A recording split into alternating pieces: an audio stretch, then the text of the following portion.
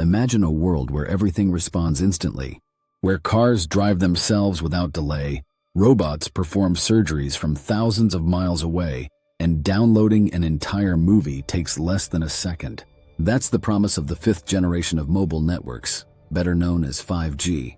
But how does it actually work? And why is there so much hype around it? Let's start with the basics. The name 5G simply stands for the fifth generation of mobile communication. Each previous generation brought a major shift. The first generation gave us analog voice calls. The second brought SMS messaging. The third introduced mobile internet. The fourth enabled high-speed streaming, social media, and video calls. Now the fifth generation is here, and it's more than just faster internet. It's about low latency, high reliability, and massive device capacity. Unlike 4G, which primarily operates below 3.5 GHz, 5G uses three distinct spectrum bands: low band, mid band, and high band, also called mmWave or mmWave. Each of them serves a different purpose. Low band 5G, operating below 1 GHz, offers excellent coverage and penetration through walls, but only moderate speed, often comparable to 4G LTE. It's used mainly in rural areas or for wide area coverage. Mid-band 5G between 1 and 6 GHz is the sweet spot, significantly faster than 4G with good coverage and capacity. It's what most US carriers use in urban and suburban environments. And then there's high band, or millimeter wave, operating at frequencies like 24 GHz, 28 GHz, and even up to 47 GHz. It offers mind-blowing speeds, theoretically up to 10 Gbps. That's several times faster than current Wi-Fi networks. But there's a catch. These ultra-high-frequency waves have a very short range and are easily blocked by buildings, trees, or even rain. That's why mmWave requires a dense network of small cells, tiny antennas placed every few hundred feet on lampposts, rooftops, and street signs. This dense infrastructure is what allows 5G to deliver one of its biggest advantages: incredibly low latency. While 4G networks typically have a latency of 40 to 70 milliseconds, 5G can reduce it to under 10 milliseconds, and in some cases, even below 1 millisecond. That's essential for real-time applications like remote surgeries, autonomous vehicles, industrial automation, and augmented reality. But speed and latency are only part of the story. 5G also brings massive capacity. It can support up to 1 million connected devices per square kilometer.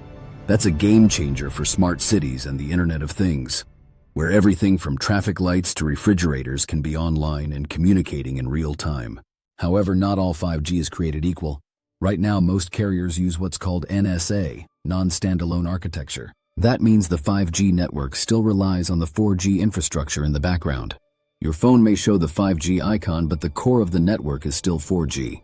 True 5G, called Standalone Architecture SA, uses an entirely new core network designed from the ground up for 5G.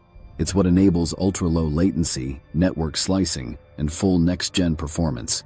With every new technology comes a wave of fear and misinformation. 5G has been at the center of conspiracy theories, claiming it causes health problems, tracks people, or even spreads viruses. These claims have been thoroughly debunked by scientific studies. 5G uses non-ionizing radiation, just like Wi-Fi and Bluetooth, which doesn't carry enough energy to damage DNA or cause cancer. Regulatory bodies like the FCC and WHO have confirmed that 5G is safe when deployed within standard limits. So why is 5G rollout slower than expected in some countries? The main reason is cost. Building a 5G network, especially with high-band mmWave, is expensive. It requires new hardware, dense deployment, fiber backhaul, and regulatory approvals.